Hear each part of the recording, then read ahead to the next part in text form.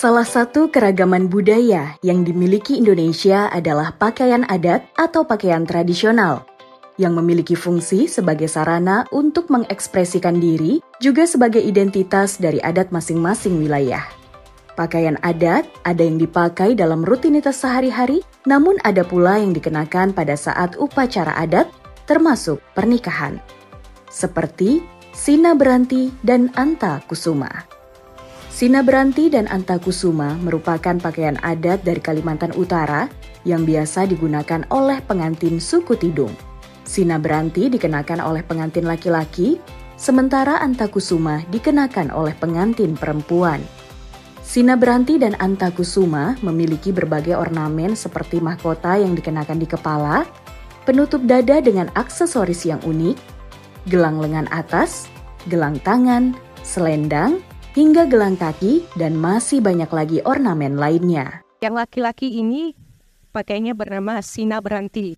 Sina Beranti terdiri dari mahkota, kemudian dada burung, kemudian ini pangkatnya namanya tongkong. Nah, ini ada keris dan sapu tangan, dan ini pendingnya ya.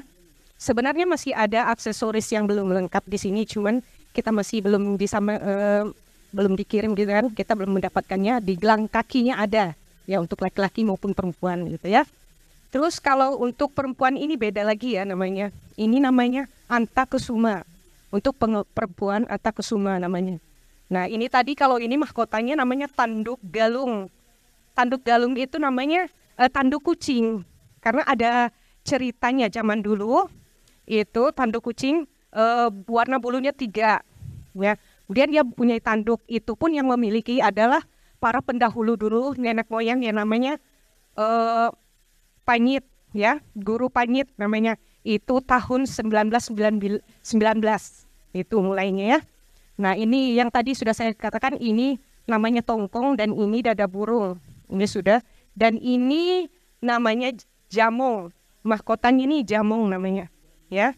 Dan ini juga mempunyai dada burung sama dengan laki-laki sebagai pertahanan ya, sebagai pertahanan. Dan sedangkan untuk pangkatnya tongkong ini sebagai kekuatan ya, kekuatan, kedamaian itu ya.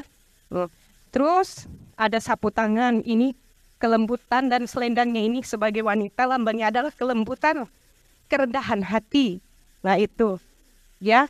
Terus kalau gelangnya ini artinya bahasa Tidungnya saloi. Saloi itu artinya kita perempuan ini harus ada bersikap dingin gitu, maknanya dingin.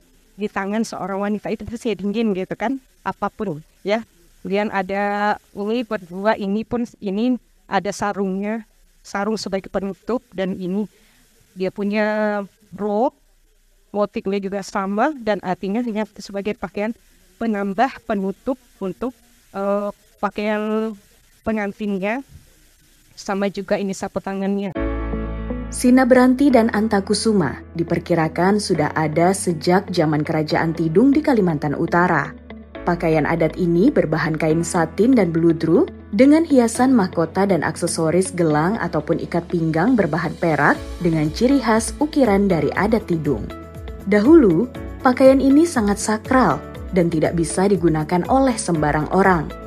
Namun di zaman sekarang, Sina Beranti dan Anta Kusuma diproduksi ulang untuk digunakan oleh masyarakat dalam berbagai acara atau perayaan.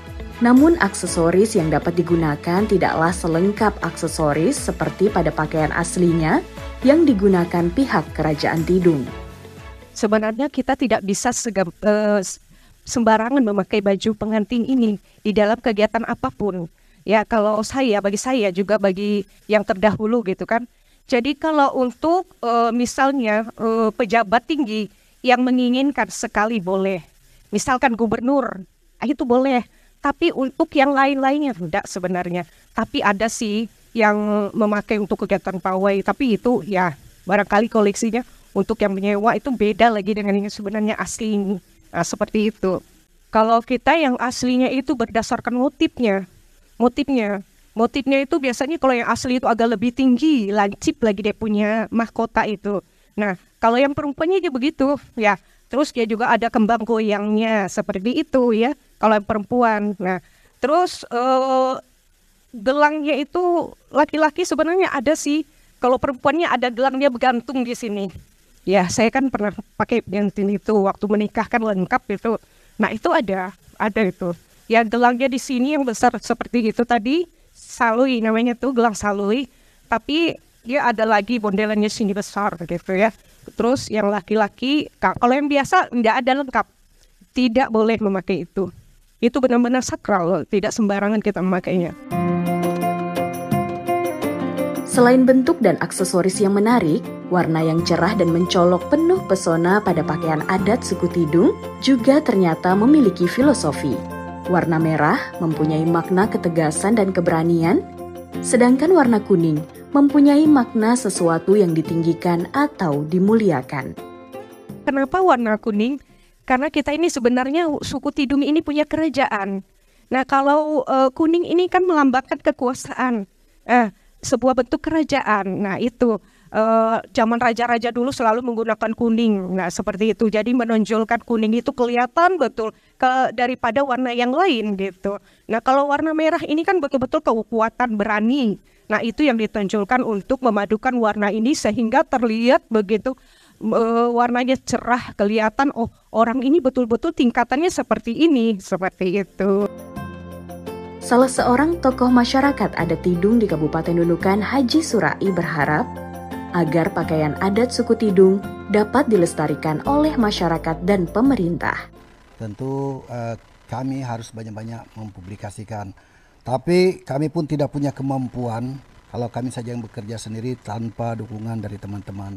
Dan saya juga terima kasih kepada media pers, terutama dalam hal ini RRI, sudah banyak membantu kami mempublikasi tentang budaya Tidung ini.